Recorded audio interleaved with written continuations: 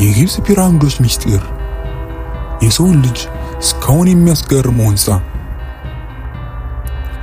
አስቡት፣ ከዛሬ 4500 ዓመታት በፊት ሰዎች ኮምፒውተር አልነበራቸውም፣ ክሬን አልነበራቸውም፣ ትላልቅ ማሽኖች አልነበሩም።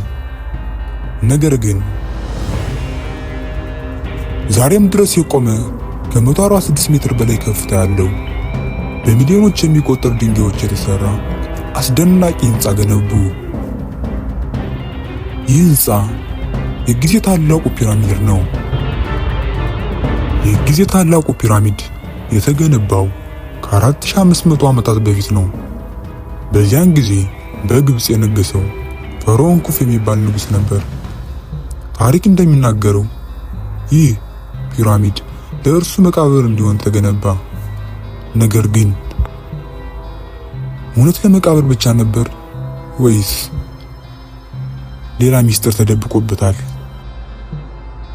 እስከ ዛሬ ድረስ ሳይንቲስቶች፣ አርኪኦሎጂስቶች እና ታሪክ ተመራማሪዎች ይህን አንድ ጥያቄ እየመለሱ ነው። እንዴት ነው ይህን ያህል ትልቅ ህንጻ ያለ ዘመናዊ ቴክኖሎጂ መገንባት የቻሉት? ከዚህ በኋላ እያንዳንዱ ድንጋይ እንዴት እንደተንቀሳቀሰ፣ ማን እንደገነባው እና እስከዛሬ ያልተፈቱት ሚስጥሮች በዝርዝር እንመለከታለን። እንጀምር።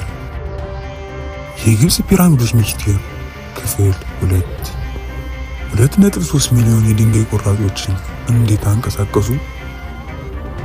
አሁን የበለጠ የሚያስገርም ጥያቄን ጠይቅ። ይህ ግዙፍ ፒራሚድ በምን ተሰራ? መልሱ በ2.3 ሚሊዮን የድንጋይ ቁራጮች። አዎ 2.3 ሚሊዮን የድንጋይ ቁራጮች። እያንዳንዱ ድንጋይ ከ2 እስከ 15 ቶን ድረስ ክብደት ነበረው። አንዳንዶቹ ደግሞ ከ50 ቶን በላይ ይመዝኑ ነበር። አሁን አስበው፣ የመኪና ክብደት ያህል ድንጋይ ያለ ክሬን፣ ያለ ትራክተር፣ ያለ ዘመናዊ ማሽን እንዴት ይንቀሳቀሳል? ለብዙ ዓመታት ይህ ለሳይንቲስቶች ትልቅ እንቆቅልሽ ነበር። አንዳንዶች ምናልባት የማናውቀው ቴክኖሎጂ ነበራቸው ብለው አሰቡ። ሌሎች ደግሞ በሺዎች የሚቆጠሩ ሰራተኞች በአንድነት ሰርተውታል ብለው ያምናሉ። በዛሬው ጊዜ ብዙ ታሪክ ተመራማሪዎች የሚያምኑት ድንጋዮች በእንጨት ላይ ተጭነው በገመድ እየተጎተቱ በሰዎች ኃይል እንደተንቀሳቀሱ ነው። አንዳንድ ምርምሮች ደግሞ አሸዋውን በውሃ እያረጠቡ ድንጋዮችን መጎተት እንደሚያቀል አሳይተዋል። ነገር ግን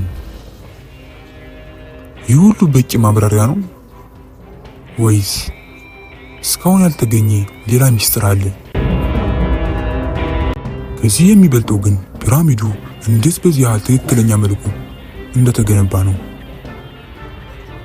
በሚቀጥለው ክፍል ይህን እንመለከታለን። የግብጽ ፒራሚዶች ምስጢር ክፍል 3። ፒራሚዱ እንዴት በዚህ ያህል በትክክል ተገነባ? እስካሁን ስለ ድንጋዮች ተነጋገርን። አሁን ግን ከዚያም የበለጠ የሚያስደንቅ ነገር እንመልከት።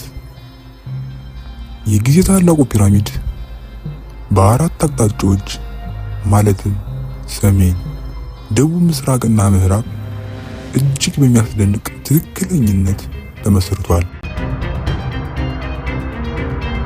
ዛሬ ዘመናዊ መሳሪያዎችን ብንጠቀም እንዲህ ያለ ትክክለኝነት ለማሳካት ቀላል አይደለም። ነገር ግን ከ4500 ዓመታት በፊት ይህንን እንዴት አደረጉ?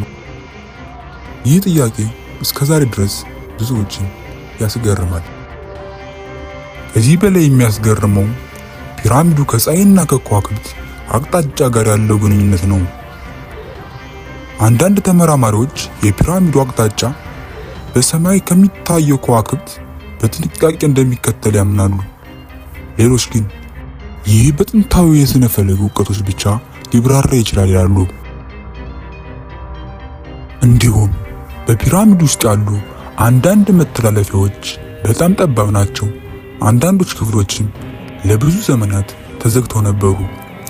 ዘመናዊ ቴክኖሎጂ በመጠቀም በቅርብ ዓመታት በዚህ ቀደም የማይታወቁ ክፍተቶች እና ባዶ ቦታዎች መኖራቸው ተገኝቷል። እነዚህ ባዶ ቦታዎች ምን ይዘው ይሆን? እስካሁን ማንም በእርግጠኝነት አያውቅም። ምናልባት ገና ያልተከፈቱ ክፍሎች አሉ? ወይስ የጥንቷ ግብጽ ትልቅ ሚስጥር እስካሁን ተደብቆ ይገኛል? በሚቀጥለው ክፍል ብዙ ሰዎችን የማያምኑትንና ፒራሚዶችን ማን እንደገነባ እውነታውን፣ የተለያዩ ጽንሰ ሐሳቦችን እንመለከታለን። የግብጽ ፒራሚዶች ሚስጥር ክፍል 4 ፒራሚዶቹ ለምን ተገነቡ? አሁን በጣም አስፈላጊ ወደ ሆነው ጥያቄ እንምጣ። ፒራሚዶቹ ለምን ተገነቡ? የታሪክ ምሁራን እንደሚናገሩት ፒራሚዶቹ የተገነቡት ለፈርዖን መቃብር እንዲሆን ነበር። ጥንታዊ ግብፃውያን ሰው ከሞተ በኋላ ሌላ ሕይወት እንዳለ ያምኑ ነበር። ስለዚህ ፈርዖን በሌላው ዓለም እንዲኖር ምግብ፣ ወርቅ፣ ጌጣጌጦች እና የተለያዩ ዕቃዎች ከእርሱ ጋር ይቀበሩ ነበር። ነገር ግን አንድ ነገር ብዙ ሰዎችን ያስገርማል። በጊዜ ታላቁ ፒራሚድ ውስጥ የፈርዖን አጽም እስከዛሬ አልተገኘም። ይህ ብዙ ጥያቄዎችን አስነስቷል። አጽሙ በሌቦች ተወሰደ ወይስ እዚያ በፍጹም አልነበረም? በሌላ በኩል ደግሞ አንዳንድ ሰዎች ፒራሚዶቹ የሥነ ፈለግ ማዕከላት ነበሩ ይላሉ። ሌሎች ደግሞ የሃይማኖት ስነ ስርዓት ማስኬጃ ቦታ ነበር ይላሉ። እስካሁን ይህን በሙሉ የሚያረጋግጥ ማስረጃ የለም። ነገር ግን አንድ እውነት አለ። ፒራሚዶቹ ዛሬም የዓለም ታላቅ ሕንጻ ድንቆች መካከል ይቆጠራሉ። ነገር ግን ትልቁ ምስጢር አሁንም አልተፈታም። ከ4500 ዓመታት በፊት የተገነቡት እነዚህ ግዙፍ ሕንጻዎች እስከዛሬ በጸጥታ ቆመው የሰው ልጅ እያስደነቁ ናቸው። ሳይንስ ብዙ ነገሮችን ቢያብራራም አንዳንድ ምስጢሮች አሁንም መልስ እየጠበቁ ናቸው። ምናልባት ወደፊት አዲስ ግኝቶች እውነቱን ያሳዩን ይሆን? ወይም እነዚህ ሕንጻዎች ዘላለም ምስጢራቸውን ይዘው ይቀራሉ? አሁን ደግሞ እርስዎ ምን ያስባሉ? የግብጽ ፒራሚዶች በጥንታዊ ግብፃውያን ዕውቀትና ጥረት ብቻ ተገነቡ ወይስ እስካሁን ያልተገለጠ ሌላ ምስጢር አለ? አስተያየትዎን በኮሜንት ይጻፉ።